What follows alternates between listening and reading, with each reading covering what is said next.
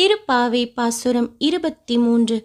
மாரிமலை முழைஞ்சில் மன்னிக் கிடந்து உறங்கும் சீரிய சிங்கம் அறிவுற்று தீவிழித்து வேரிமயிர் பொங்க எப்பாடும் பேர்ந்து உதறி மூறி நிமிர்ந்து முழங்கி புறப்பட்டு போதரும் போலே நீ பூவை பூவண்ணா உன் கோயில் நின்றும் இங்கனே போந்தருளி கோப்புடைய சீரிய சிங்காசனத்திருந்து யாமந்த காரியம் ஆராய்ந்து அருளேலோர் எம்பாவாய்.